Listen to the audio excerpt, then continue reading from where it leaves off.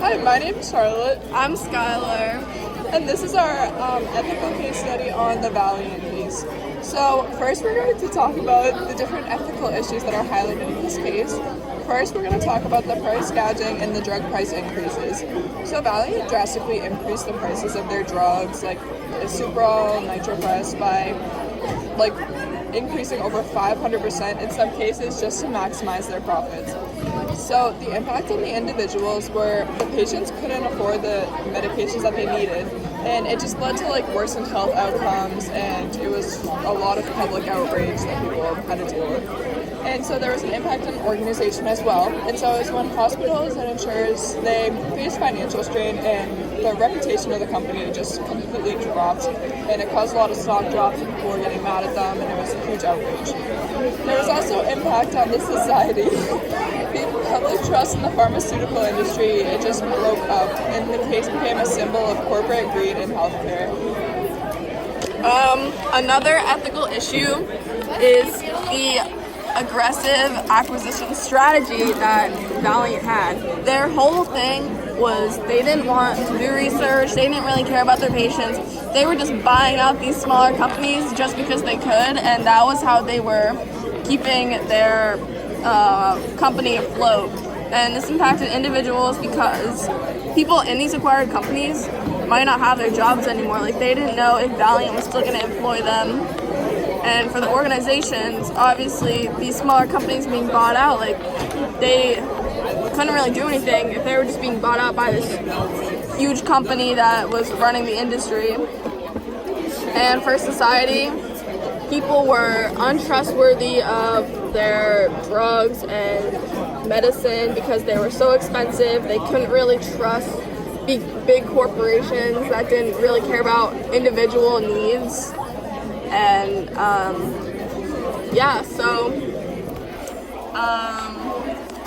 our two other significant business ethic themes or connections that we will be highlighting is I can start with the first. Want to take that away?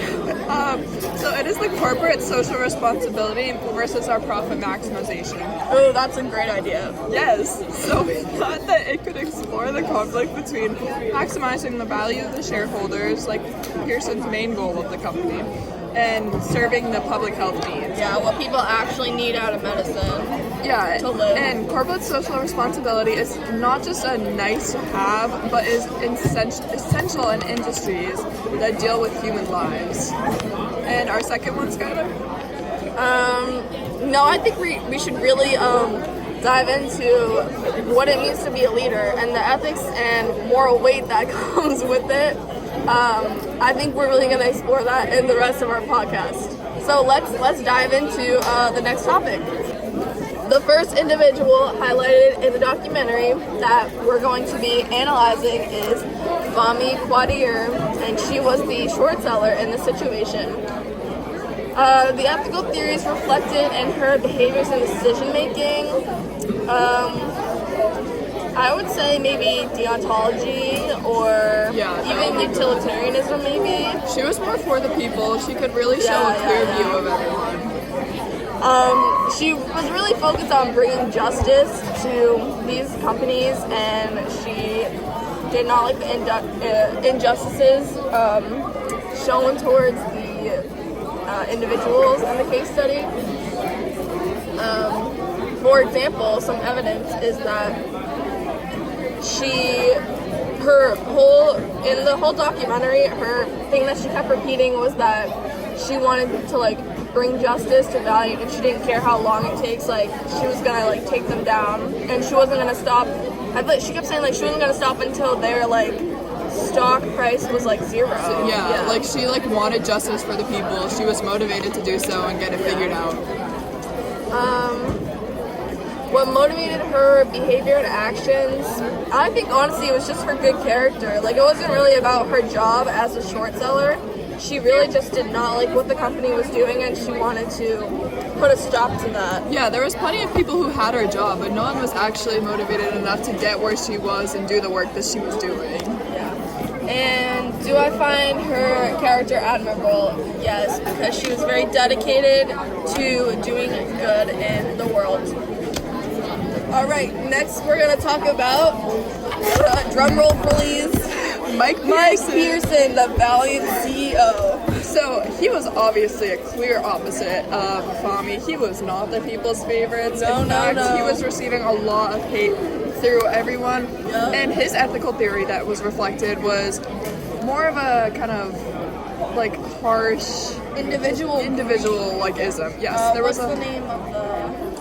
Egoism. Yes, because all he cared about was trying to get the company afloat using impractical decisions and just bad moral decision making in the end. Horrible guy. I don't like him. All of the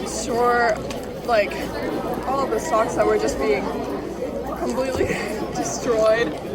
Some evidence that Mike was an egoist is that he did not care about the people buying his product.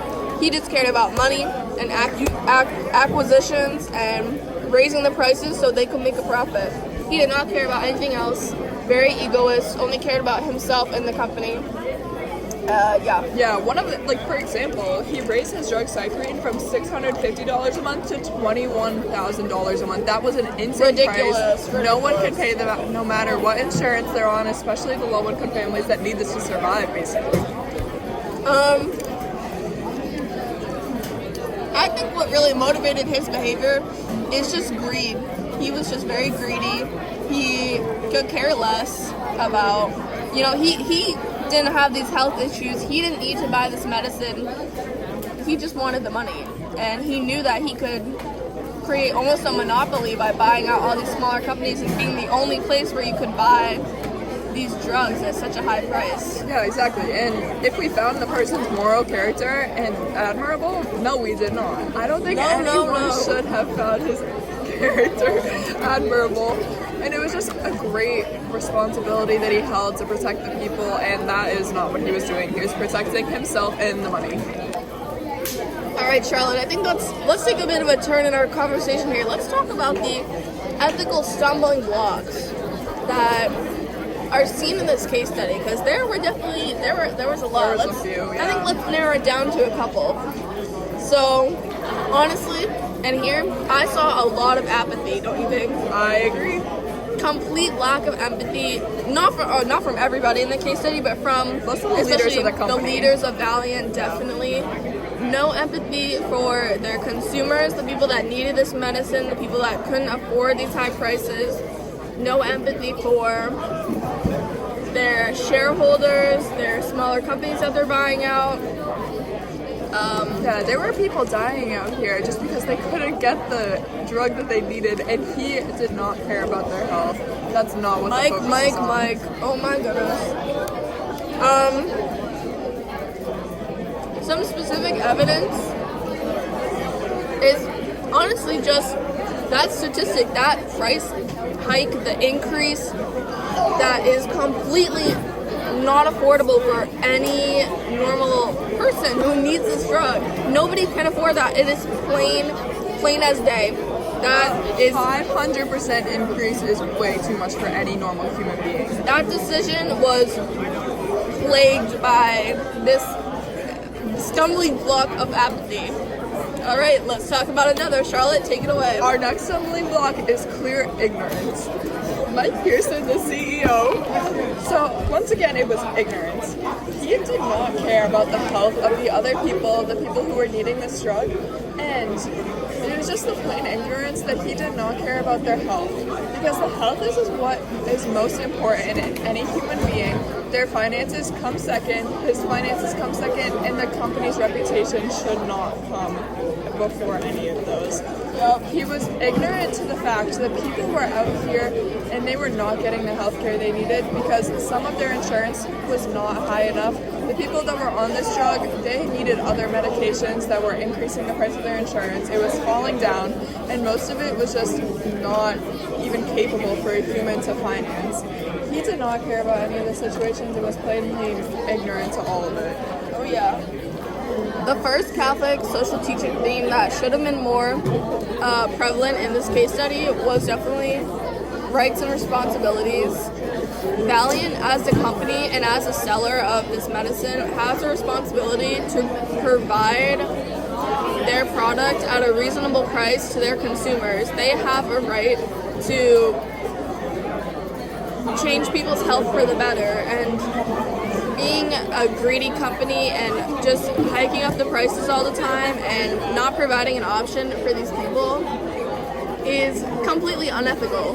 And they really need to take into account their responsibilities as a corporation to sell this product and provide a service to people in need. One of the huge Catholic social teachings was the option for the poor and vulnerable. Like I talked about before, the people with less money and no insurance are not getting the health care they need. First of all, they're not getting it from their doctors. They don't get the high-end doctors that CEO Mike Pearson is getting. He is going to be able to have the money for these drugs that he needs from the time. And these people that don't have that money, they are being discriminated against by his company because of the raise in the price. A big glaring connection for me personally is this relates a lot to Michael Sandal's What Isn't For Sale article. There are just certain things in life that should not be for sale or shouldn't be only treated as a product or something to be bought and sold. For example, the medicine and products that Valeant makes. What do you think? I completely agree with you. This is the human life, and the healthcare of the human life is not something to be played around with. You cannot put a price on your life, and all of it is just really inhumaning to the. Thank you, Skylar. Dehumanizing to the human spirit and their soul. Yeah, just like in the Mike Sandal's article, some things cannot have a price on it. You can't keep increasing the price of medicine. People need to afford this. People are going to die if they can't afford this product. There are just some things that shouldn't be treated as a commodity. Medicine is not a commodity. It's something that people need to live. And I don't know, this was just a connection that really stood out to me. As I was watching this video, I'm just like, wow, I can't believe they would do that. To close out this segment, I think we should really discuss our final opinions on the documentary, Dirty Money. What do you think, Charlotte? So I think we should all be more like Fami. I think that she was a huge role model to everyone in this documentary, and to be less like Mike Pearson. I completely agree. As we move on in life, I know, Charlotte, you're going to study economics. I am, into the business. Yeah, and if being in business, you're going to have to be a leader. You're going to have to be in charge of somebody. You're going to be, someone else is going to be leading you. These ethical leadership values are so important for the rest of our lives. And I think we can really learn a lot from the people in this documentary, especially Fami and Mike, like we discussed earlier. As a leader, you have a responsibility to lead your company in an ethical and moral way, and think about the impacts on individuals and businesses and society. Boom, yes. And this documentary really explores the two sides to this. Fami, who's trying to take down this business and do the right thing, and Mike, who's just being a greedy corporate businessman. I don't know, that's just my opinion. What do you think? Well, my opinion was stated right before you. And that is actually so true. I think that I am Charlotte, and this is Skylar, and this is our podcast. Yeah, I'm really riled up now. Just thinking, this really angers me. I don't know. We're going to talk about this in our essay notes. Okay.